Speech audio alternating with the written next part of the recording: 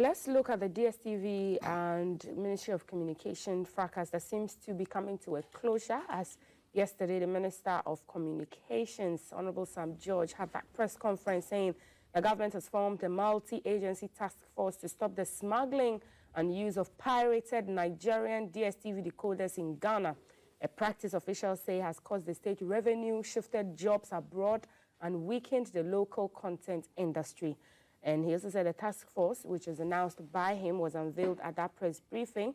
And the initiative follows months of work by a stakeholder committee involving the National Communications Authority, Multi-Choice Africa, and Multi-Choice Ghana, which examined the extent of decoder piracy. For years, this cross-border piracy has deprived the state of tax revenue, transferred jobs from Ghana to Nigeria, denied unsuspecting customers quality customer service, and undermined Ghana's creative industry. And so he said the reps from this task force are from the Cybersecurity Authority, the Ghana Domain Name Registry, the National IT Agency, Customs Division of the Ghana Revenue Authority, Ghana Police Service, Multi-Choice Africa, and Ghana. He stressed that government will work closely with these agencies to ensure coordinated enforcement. He also talked about the increase in value that Ghanaians will be getting for being on the DSTV or Multi-Choice Africa Ghana platform. Some percentage increments has been added to the money that we pay.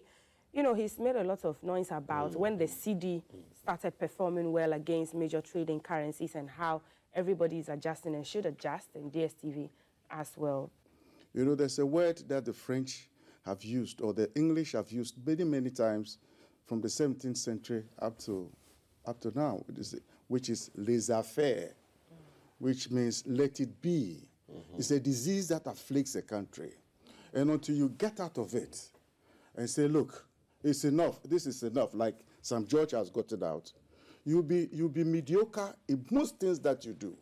Instead of investigating the matter, bringing out a correct, coherent policies to solve the problem. Oh, if there's rubbish there. Oh, leave it there. Tomorrow somebody will come and clear it. There's fire here. Oh, Abagbe. No. That is not how to run the country. In fact, the British also had this problem many, many years ago, and they had to get out of it. You get out of it by leadership and by setting energy and synergy in the country. Like you heard the president speak at the UN. Those are the sort of conversations and the way you speak to people. And they wake up and say, hey, because language is powerful. It can afflict you in many different ways. And you see, since he made the comment, everybody's talking about him. What is it about him that he made that everybody's talking? Look at the number of people who made comments at the forum. You see, even the president of America's comment was not taken hugely like what President Mama did. It tells you that there's something in the name and there's something in language. You understand? His comment had, the intelligent quotient that he used, the tone, the pitch, the volume, the content of the way he spoke. And I'm sure my brother, he will agree with me that is the way you do it. And when you speak like that, even the American president and these people say, there's a nice guy here, I think we know to talk to him. How do you think he brought some guys from America to come and stay here? Because they've had some negotiations. Someone say the people that we can speak to are the Ghanaian boys. You don't think the president should have stayed away from talking about Gaza and Palestine and Israel? It's the very thing that he should do. It's the very thing that he should do. These are humane things. It's not politics. It's humane.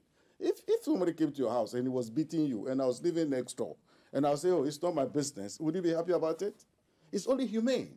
That the way the Palestinians have been tackled is just, what they did is totally unacceptable.